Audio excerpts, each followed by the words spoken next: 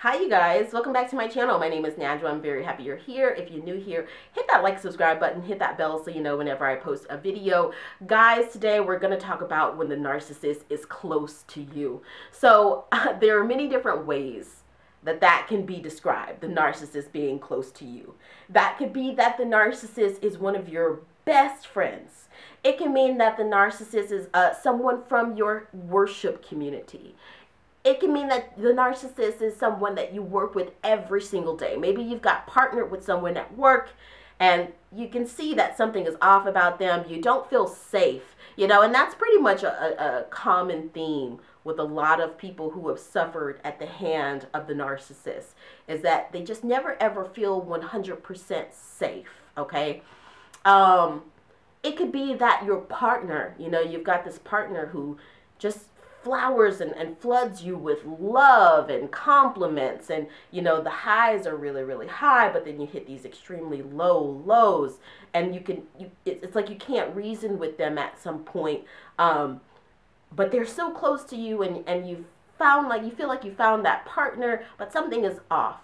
It could be within a work group. It could be your boss, for example, and a narcissistic boss is extremely hard to navigate. I mean, I'll never forget my sister was saying, in a way, one time we were having a conversation about being in a workplace and being around people who are around you every single day, almost more than your family, and how there's a certain vulnerability to that that's almost more of a vulnerability than being around your own family members. I had to think about that. I'm pretty sure I've talked about that conversation on this channel before, but it continues to blow my mind because I think that it's so true. In a way, your workplace and being around people who aren't your blood family members, but being around them so long is really a very vulnerable situation to be in. So imagine that, and you've got a narcissistic boss. You've got someone who is literally controlling your livelihood. If you have children, for instance, hey, if your kids are gonna be able to have braces, if you're gonna be able to afford to get braces for your kids, and it's contingent on some tyrant, that's really not a great situation to be in. And maybe you don't have the ability to just sort of say, hey, peace out, I'm not dealing with this narcissist's bullcrap, I'm out. Maybe you don't have that. Maybe you don't have another job aligned right now. Maybe you have a sickly or elderly parent that you're taking care of, but your narcissistic boss, you can't really leave the job. So what happens in these dynamics where the narcissist is close to you? And I don't mean just close to you as in romantic or family. That could be any situation. We'll go back to the worship community, for example. Let's say you're in a worship community and there is that narcissist, okay? That narcissist that we kind of all know, who likes to gossip and smear. And usually they are in some sort of position of authority within that worship community, which is the worst part, is because they have the ability to influence their flying monkeys within your worship community and have them, come after you. Well, hey, I heard that you said this to this person over here, and smear you and spread gossip around the community. So, when you walk into your worship services, people are looking at you up and down and weird, and, like I feel whatever religion or faith doctrine that you're in, that's probably not what God or Jesus or any other, prophet or Messiah would want people to be concentrating on during a time of spirituality and worship. It's more like concentrating on love and compassion, self-growth, and healing through a community, charity, things of that nature. So that can be sort of disconcerting. Or let's say that it is that friend group. Let's say that the narcissist that's close to you is a very, very close friend. Now, this is the one where I really like what Dr. Ramani says, that there's almost a rating system of the narcissist in your life. I'm speaking loosely here. I love Dr. Ramani, and I totally recommend her if any of you guys, she's actually a therapist. I'm just someone who went through it, and now I don't want to see anybody else go through it, so I speak about it, and I know it's helpful for some of you guys who have been through things that are similar, but Dr. Ramani is the guru. She's actually a licensed therapist, and she specializes in narcissism. But she speaks about how, hey, it's like a grading system. It's like A, B, C, D, F, for example. And if you have someone in your life that is super duper close to you, you can tell them anything, they won't use it against you, but at the same time, they have this closeness to you and this access to you. That is an A, that person's not doing narcissistic things towards you. You feel like you can tell them anything and you'll be in a safe space. Maybe there's someone at a B who, like, they are almost an A, but from time to time, they do things that are kind of, or do or say things that are kind of questionable, but really don't affect you to that level of what deep, deep narcissistic relationships go on. And then down onto C, D, F, etc., where F being that rampant narcissist in your life who is, baiting and controlling you, who is emotionally abusing you, who's toxic, who's gossiping, who's smearing you, possibly they're being actually physically violent with you. That's the F, right? And so, you have these grades on through your life. And so let's just say, for instance, that you have a friend who's not an A, but they're also not an F, and that's where it gets really, really difficult. Let's say that this friend is actually quite close to you. It's someone maybe that you grew up with, or let's say it's someone who's a friend of the family, or just someone that you see quite often. Maybe there's some sort of dynamic where they live next door, or, they are, I don't know, they have some sort of very close access to your person. They see you quite often. You see them quite often. And they have these elements of them that are quite refreshing, that are quite endearing, that are quite lovely. But they have these other elements where they just cause you emotional pain, whether it's that they're extremely selfish and they don't think about anyone outside of themselves, and they don't think about you, they don't think about who you are as a person, they just sort of almost see some sort of labeled version of you, and they just want to use you as supply. They just want to use you for compliments or whatever that might be. Or let's say it's someone who is deeply, deeply insecure, and they're the type of narcissist who is insecure, confident, which I don't really understand. It's like, on the one end, they are confident in their insecurity. I don't know if that makes sense, but it's like they are constantly negative, but they have this sort of control problem. They really want to control the people around them. And, it's like they need you to continuously compliment them, for example. But the compliments lead nowhere. They still have atrocious self-esteem. But they also kind of like put out these passive-aggressive shots around to people around them. And those passive-aggressive shots get really, really aggressive when you don't continuously, kiss up to them or compliment them and things of that sort. Or let's say the friend is someone who, for example, doesn't let you get a word in. When you guys have conversations, it's just like they don't really care about what's going on in your life. They don't even really care about who you totally are as an individual. And this gets really hard with friends who you've known for a very long time, because they have some vision of you when you were 5 years old, or when you were 7, or let's say that you played with Barbie and Barbie trucks when you were 7, and they controlled the game. They were the kid who was like, no, we're gonna do this and that, and you just sort of, as a kid, were just like, okay, whatever. But into adulthood, well into your 30s, your 40s, your 50s, this person is still kind of like treating life as if it's that Barbie truck game, and you're like, no, that's not what this is. Can we maybe share? Can I take the reins sometimes? Can you take the reins sometimes? And it's just like, no, they don't see it that way. They still see you as that 5-year-old. This is my Barbie truck game, and we're playing it that way. Tonka trucks, Barbie trucks, whatever it is. I don't know, Star Wars figurines, but you get the point. Or let's say that it's a parent. Let's say that it's a parent. Let's say that you can't even, for example, have a love life. And this right here is really, really rough because I've actually seen this in action, and it's creepy and it's weird and creeps me out.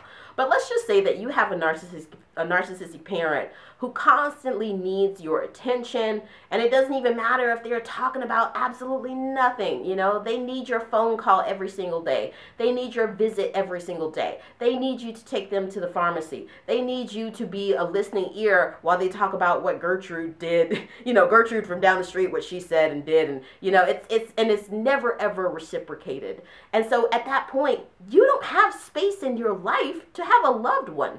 You know, what do we all want at the end of the day? We want a loving spouse. We want someone to go to the movies with. Not all of us. Some people are okay having a single life, but a lot of us are searching for that transformative romantic love. But let's say that you have a narcissistic parent that takes up so much space in your life. Everything is about them, to the point that you don't even have that space to find a loving partner. And every time that you date someone that you really think could be that person, that you find that person who, oh my God, I think I could spend my life with this person, or at least I think I could have a really loving relationship, long-term committed relationship with this person, somehow this narcissistic parent sabotages it, you know, and they've got what they want at the end of the day. That's you at their beckoning call, right by their side, never ever to leave. And if you kind of peel back the layers and go back to the dynamic in those relationships, oftentimes that narcissistic parent did the same thing to your other parent, to your empathic parent.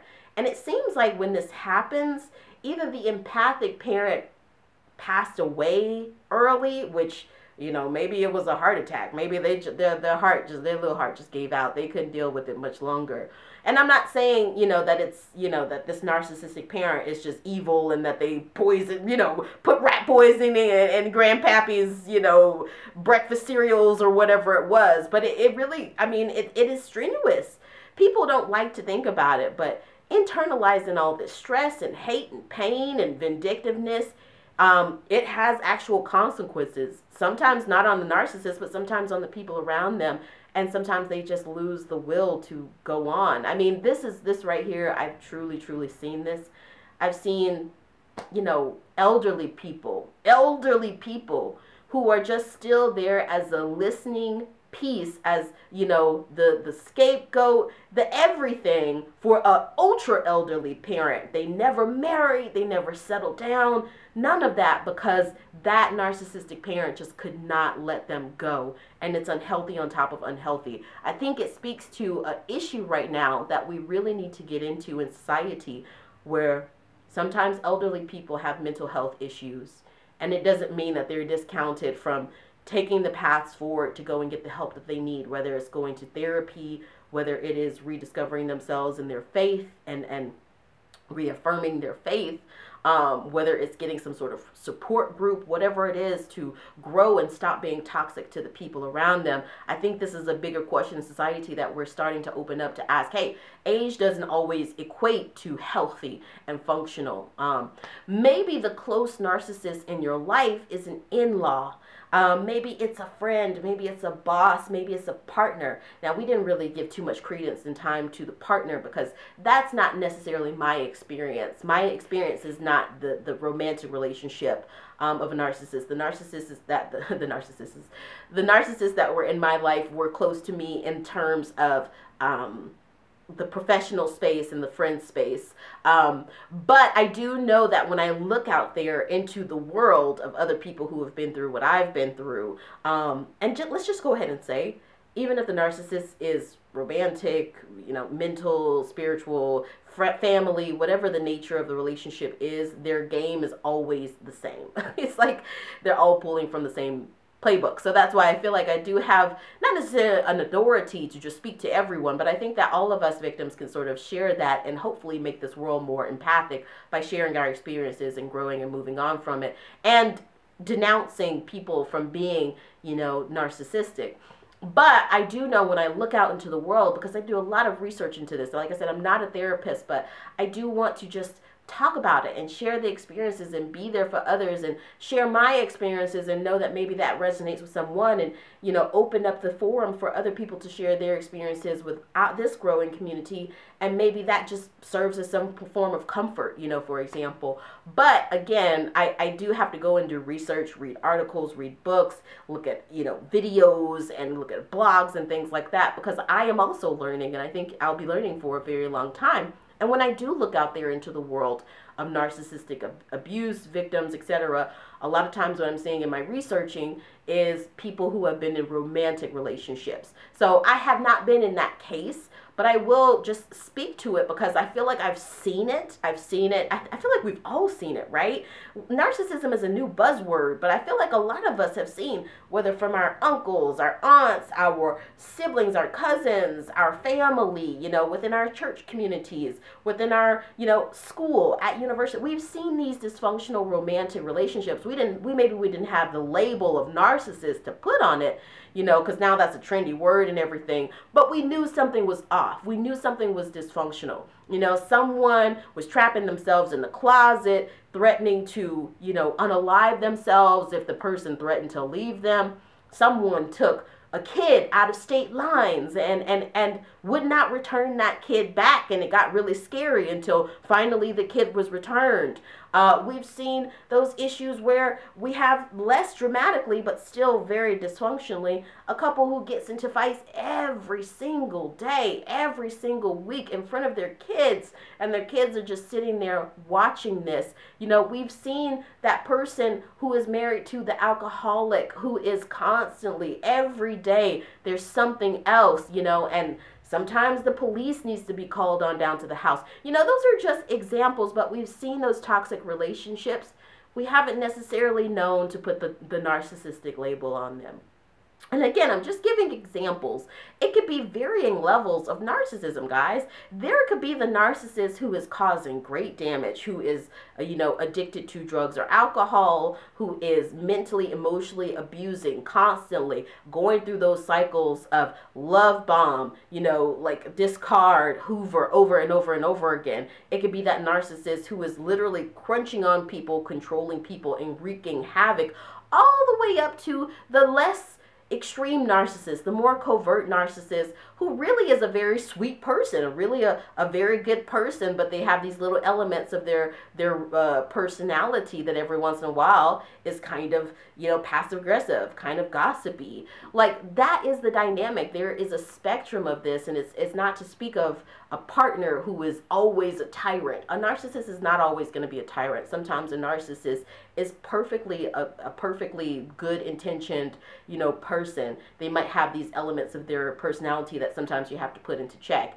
And so when the narcissist is your romantic partner and they're close to you, whether it's the tyrant or whether it's the covert narcissist who is, for all intents and purposes, like a basically good person, but they have some elements of the relationship, the issue is the same. You know, you have to, and this applies to all of those other examples I gave before of when the narcissist is close to you. When it's a romantic relationship, when it's a family relationship, worship community, work, friend, you have to set very, very realistic boundaries. And those boundaries could look different for you. I don't want to sit here and say that I have all the answers. I don't want to sit here and, you know, act like I am just a guru on this. And I also don't want to set your expectations so high to think that, you know, this is going to be a solve all for you. For instance, my boundaries with the narcissist might look different from yours. Now, I will say, depending on the level of how close the person is to you, but not being able to get rid of them so easily, or not being able to basically go no contact so easily, I feel like gray rock method or yellow rock method is going to be the best thing for you. Gray rock method being, you know, you keep everything to business. You know, if you're co-parenting, it's just, hey, what time are you going to pick up the kids? I will have them at your house at 5 p.m. You get them Christmas, I'll get them, you know, there's no like, good morning, how's your day going? Like, none of that. It's just like business basics to business, you know, right? Whereas yellow rock, it's that, but with a smile. You know, it's that with like, hello, how's your day going? So either, and that might seem kind of robotic, but sort of narcissists, they kind of need that to a certain extent, because they need firm boundaries. And that doesn't even when you have firm boundaries, they may still try to crunch all over it. So my recommendation for you, if the narcissist is close to you, long-winded way of just saying, set very strong boundaries. Go and do your research, your personal research, and your own personal soul searching to know what those boundaries look like. So I hope it helped. If you're new to this channel, go ahead, hit the like, subscribe button, hit that bell so you know whenever I post video. I'll see you next time. I'm so glad that you're here joining this little growing community. I can't wait to see you next time.